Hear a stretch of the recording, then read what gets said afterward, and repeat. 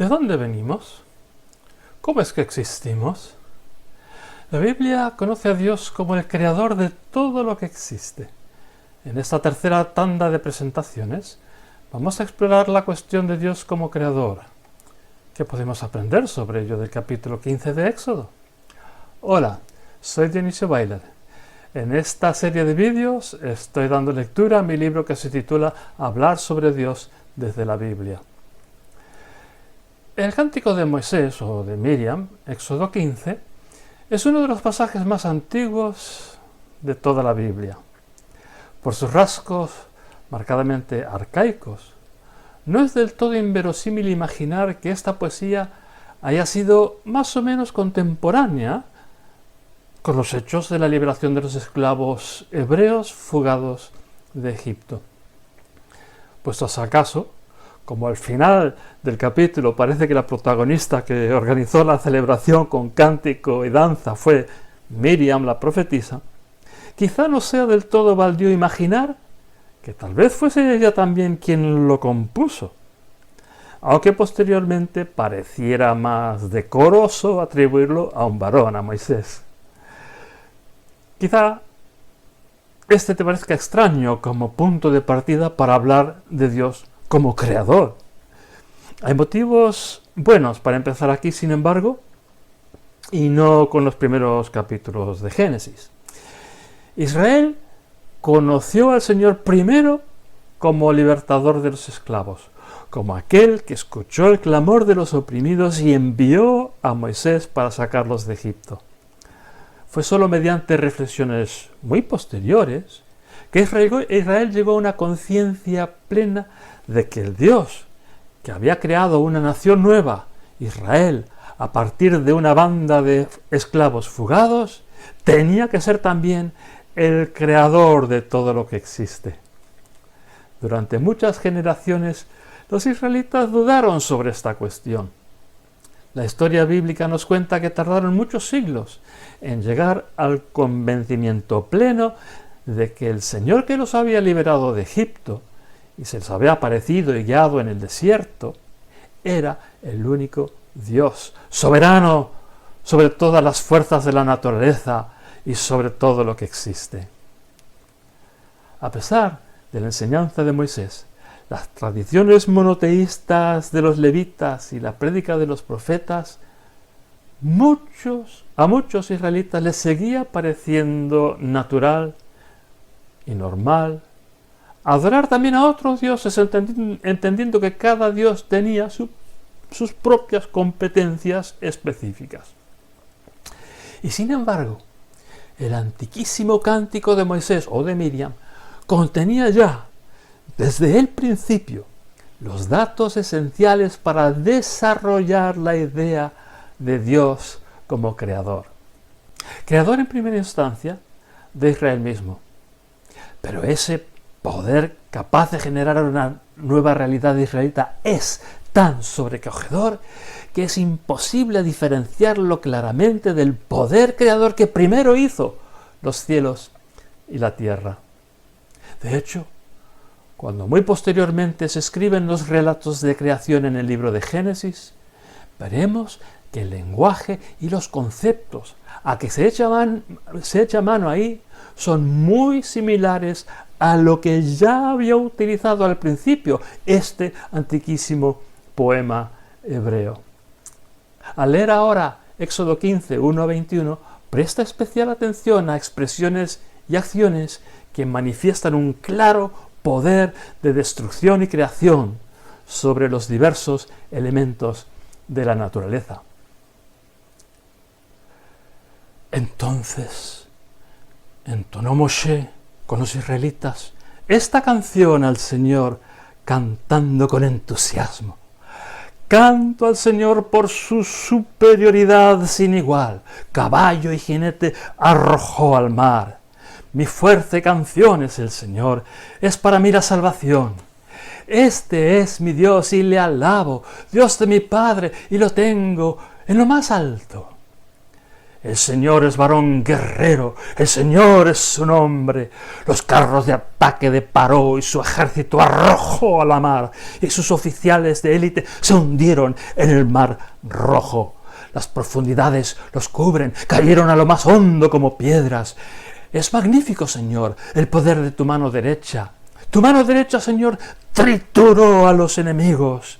Con la enormidad de tu majestad arrasaste a los que se levantaron contra ti. Se disparó tu furia y ardieron como paja. Con el soplo de tu hocico se amontonaron las aguas. Firme como una represa quedó su flujo. Se cuajaron las profundidades en el corazón del mar. Dijo el enemigo: perseguiré, pillaré desprevenidos, repartiré botín, colmaré mi alma, desenvainaré espada, los vencerá mi poder. Tú resoplaste con tu aliento, los cubrió la mar, se hundieron como plomo en aguas arrolladoras. ¿Quién hay como tú entre los dioses, Señor? ¿Quién como tú, arrollador en tu excepcionalidad, escalofriante en alabanzas, hacedor de prodigios? Extendiste tu mano derecha, se los tragó la tierra. Te apiadaste de tu misericordia, rescataste a tu pueblo, lo guiaste por tu fuerza hasta el refugio de tu santidad. Los pueblos escuchan y desesperan. Los que viven en Filistea están poseídos de estertor. Entonces se espantaron los caciques de Edom, y los hombres fuertes de Moab son presas del temblor. Están acobardados todos los que viven en Canaán. Cayó sobre ellos estupor y pavor ante la inmensidad de tu brazo. Enmudecen como la piedra hasta que pase tu pueblo, Señor, hasta que pase tu pueblo que tú has comprado. Tú lo meterás y lo plantarás en el monte que has heredado, en el lugar de tu vivienda que has hecho, Señor, el santuario de mi Señor que preparan tus manos. El Señor reina desde siempre y hasta siempre, porque entró en el mar el corcel de Paró con sus carros de combate y su caballería, pero el Señor hizo regresar sobre ellos las aguas marinas, aunque los israelitas pasaron en seco por medio del mar. Entonces cogió una pandereta con la mano Miriam la profetisa, hermana de Aarón, y salieron todas las mujeres detrás de ella con panderetas y bailes, y Miriam les respondía con el estribillo: canto al Señor por su superioridad sin igual, caballo y jinete arrojó a la mar. Durante varias generaciones, los eruditos del estudio bíblico se dejaron distraer por la presunta necesidad de explicar racionalmente lo que aquí es lenguaje poético, lleno de vuelos de imaginación y de descripciones que buscan conscientemente referencias a lo inexplicable y puramente divino. El Mar Rojo, por ejemplo, viene traducido en algunas ediciones de la Biblia como mar de juncos. Ahora, esta es una traducción verosímil, perfectamente posible sin hacer violencia a la lengua hebrea, pero hace que el resto del poema resulte disparatado. Bien es cierto que si lo que cruzaron los israelitas no fue el propio Mar Rojo, sino un marjal poco profundo donde crecían juncos, es perfectamente imaginable la posibilidad de una tormenta de viento del desierto que lo secara lo bastante como para que los israelitas pudieran cruzar más o menos cómodamente, y sin evitar que a los carros de combate egipcios se les hundieran en el lodo las ruedas, inmovilizando el ejército perseguidor. Pero, si ya es contrario a la naturaleza que los egipcios cayeran hasta el fondo del mar como piedras o como plomo, no estamos hablando a fin de cuentas de caballeros medievales con armaduras de acero. Pero es que si ahora nos dicen que lo que realmente sucedió es un ejército inmovilizado por el barro de un marjal, entonces aquello de hundirse como una piedra en el abismo acaba por dar risa, por demencialmente exagerado. Sin embargo, en la literatura y mitología de la antigüedad hay algunas referencias al Mar Rojo donde se entiende que allí se hallan los restos del caos primordial que un día cubría toda la tierra. El compositor o compositora de este cántico quiere que entendamos que aquellos abismos a los que caen como plomo los egipcios realmente son el abismo, con mayúscula, un abismo sin fondo que traspasa las profundidades de la tierra, que este agua es donde viven el Leviatán y otros monstruos marinos indomables, tan viejos como la propia tierra. El compositor o compositora de nuestro cántico quiere que entendamos que aquí sucedió algo absolutamente inexplicable. Quiere que entendamos que aquí hubo una intervención soberana de Dios, un acto equiparable por sus repercusiones eternas a la propia existencia de la tierra seca, entre medio, como se creía en aquella época, de las aguas infinitas que existen por debajo de la tierra y las aguas infinitas que se pueden ver azules por encima de la bóveda transparente que es el cielo, de donde gotea de vez en cuando en forma de lluvia. A un lado del Mar Rojo tenemos una banda de fugitivos acurrucados y gimiendo de espanto ante el avance del ejército imperial egipcio. Entonces la tierra y el cielo y el mar se conmueven y contorsionan. Del cielo ruge un viento irresistible, la mar responde abriéndose de par en par, y los abismos infinitos cuajan y se solidifican, elevando un pasadizo donde cruzaron en seco. Solo unos momentos, el tiempo necesario para que los fugitivos crucen y el ejército persiga. Luego, un instante de silencio solemne. El viento se ha detenido. Con un estruendo espantoso, el pasadizo se desploma, las aguas vuelven a su lugar.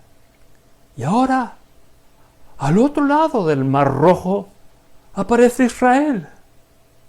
Una nación destinada a llevar la luz de la salvación de Dios a todas las naciones de la tierra.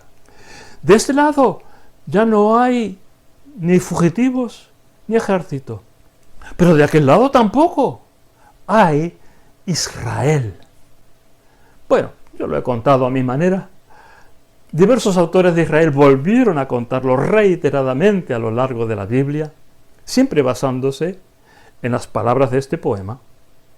Incluso quien redactó en prosa y con mucho más detalle el capítulo 14 del libro de Éxodo. La creación de Israel libre no ha sido fácil. Ha sido un acto de violencia terrible y destrucción masiva. No todos los humanos han sido escogidos por Dios.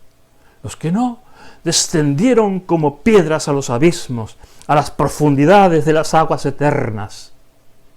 Estos eran la élite guerrera, con la última tecnología bélica del imperio.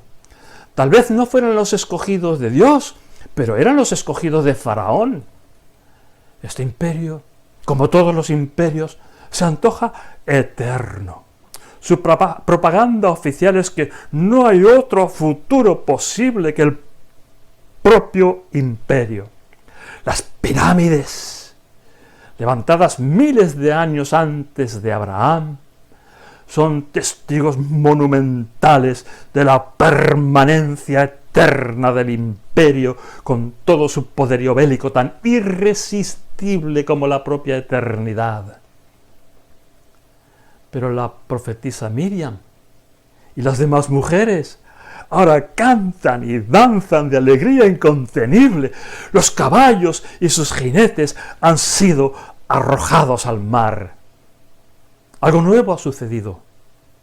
Algo que no existía antes, ahora existe ya. Es historia. Es parte imborrable de la historia de la humanidad.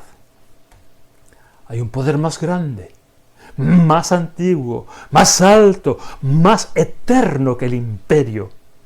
Ese poder sopló y de un soplo creó a Israel libre. Un nuevo experimento social, político, económico y religioso, hasta ahora inexistente, hasta ahora imposible de imaginar. El cántico describe con regocijo el estupor y espanto de las naciones, Filistea, Edom, Moab, Canaán, pueblos todos vasallos de Egipto, tierras por donde periódicamente pasan arrasando a los rebeldes los irresistibles ejércitos de los faraones. ¿Qué es esta nueva realidad histórica? Esta nueva sociedad, esta nueva manera de ser un pueblo, gobernados por su Dios, sin otro intermediario que los profetas. Este pueblo no se quedará quieto, será traído por aquel Señor que Él sí reinará por siempre jamás, al monte santo de su heredad, aquel lugar donde ha escogido hacer su morada. Las cosas viejas pasaron y aquí todas son hechas nuevas. La mayoría de las personas en Egipto y en Canaán, en Babilonia y en la distante y desconocida India o China o Japón y en las islas del Pacífico, en lo más profundo del África selvática y allá donde los mayas aún no han empezado a hacer sus primeros experimentos con la civilización y allá donde el río Amazonas discurre tan caudaloso como un mar, allí todo sigue igual. Parece que nada ha cambiado. El sol que amanece parece el mismo de siempre. Juraríamos que la luna y las estrellas también. Pero el mundo viejo ha desaparecido y un mundo nuevo ha amanecido. De las aguas del caos primordial, el Señor ha sacado en seco a Israel, su primogénito, su pueblo escogido, su especial creación. Es un volver a empezar donde los haya. ¿Qué clase de Dios es el Dios que describe este cántico entonces? Se me ocurre que el Dios de este cántico tiene un poder ilimitado sobre la naturaleza. Por ceñirnos a la cosmología que manejaban los antiguos, diríamos que no hay nada en los cielos, ni en la tierra, ni debajo de la tierra, que se pueda resistir a su capacidad de darle una forma nueva, crear y destruir en un instante. Parece que con un Dios así, ninguna cosa es estable, ni los regímenes de gobierno, ni siquiera las mismísimas naciones. Desde luego, los propios continentes y mares, islas y océanos, resultan inestables y cambiantes ante un Dios así. Hoy día alzaríamos los ojos más allá y diríamos que ante un Dios así, las estrellas y las galaxias no son más que sus fuegos de artificio con que se divierte y cuyas explosiones solo Él es capaz de oír. Con un Dios así, la vida se torna misteriosa, sorprendente e impredecible.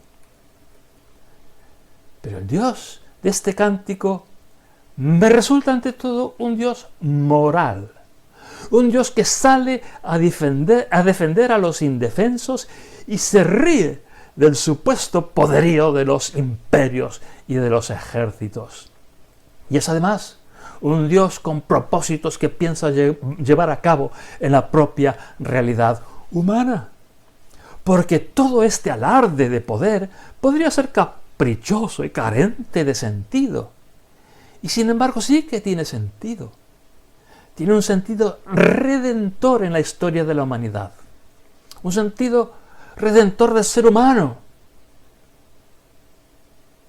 que demasiadas veces se ve atrapado por fuerzas históricas que se le antojan opresivas y eternas e imposibles de cuestionar. Al final, el Dios de este cántico es un Dios simpático, agradable, próximo, que comprende la dureza del sufrimiento humano e interviene para aliviarlo.